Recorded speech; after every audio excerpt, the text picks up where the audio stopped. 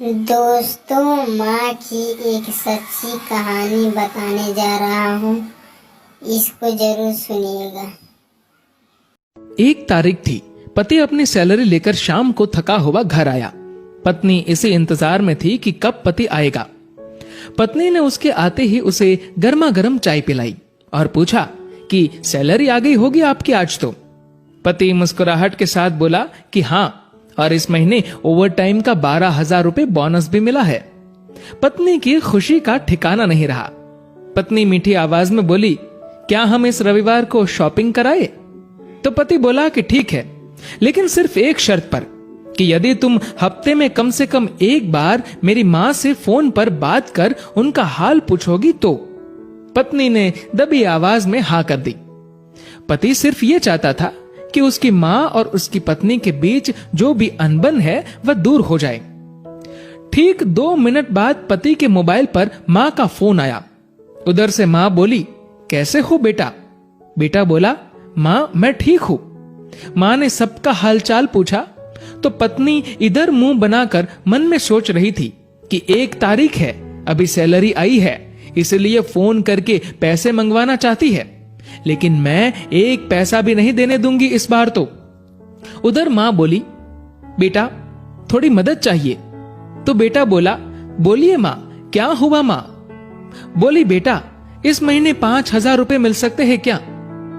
पति हर काम अपनी पत्नी से पूछकर ही करता था।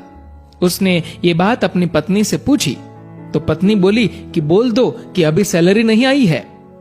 बेटे ने माँ से कहा कि माँ अभी सैलरी आने में टाइम है।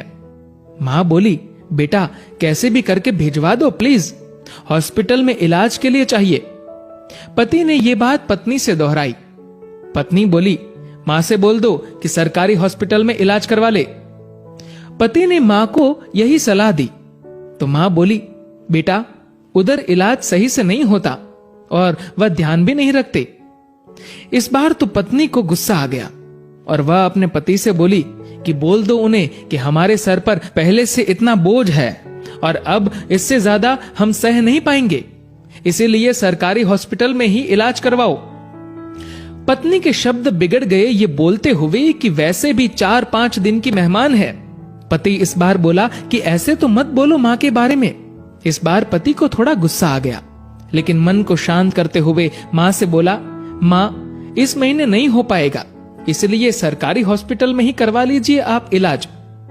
माँ उधर से भीख मांगने लगी कि बेटा प्लीज 2,000 रुपए तो दे दो। तो पति आंखों में आंसू के साथ पत्नी से बोला कि कम से कम 2,000 रुपए तो देने दो। पत्नी गुस्से में थी, लेकिन जैसे तैसे मान गई और बोली कि ठीक है, बोल दो कि 2,000 रुपए भिजवा देंगे कल। तो इधर पति बोला, सासू माँ आपको कल 2,000 रुपए भिजवा दूंगा।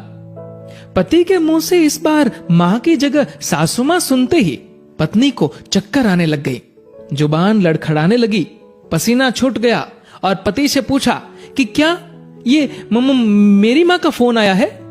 पति बोला, हाँ तुम्हारी माँ का ही फोन है। मैं तो तुम्हारी माँ को भी अपनी माँ ही समझता हूँ, लेकिन तुमने कभी मेरी माँ को अपनी माँ की तरह समझा ही नहीं।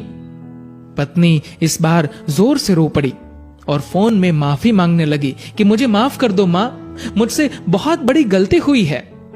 तो उधर से माँ बोली, बेटी यदि सिर्फ एक माँ का दिल दुखाया होता तो माफ कर देती, लेकिन तुमने तो आज एक नहीं बल्कि 2 माँ का दिल दुखाया है। यदि आज मैं तुम्हें माफ भी कर दूं तो भी ऊपर वाला तुम्हें माफ नहीं करेगा। दोस्तों, ऐसा माना जाता है कि अगर ऊपर वाला भी माँ का कर्ज चुकाने आ जाए तो वो भी कंगाल हो जाए।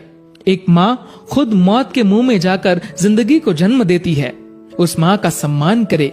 माँ तो माँ होती है, उसको मरने से पहले जीते जी ना मारे। दोस्तों, इस कहानी को लेकर आपकी क्या राय है नीचे कमेंट करके जरूर बताएगा। और दोस्तों, अगर आपको ये वीडियो अच्छा लगा हो तो इस वीडियो को लाइक करेगा और ज्यादा से ज्यादा लोगों तक शेयर करेगा। और दोस्तों, ऐसे ही और भी इंस्पिरेशनल वीडियोस के लिए सब्सक्राइब करें हमारे यूट्यूब चैनल को और फेसबुक पर फॉलो करें हमारे पेज को। धन्यवाद।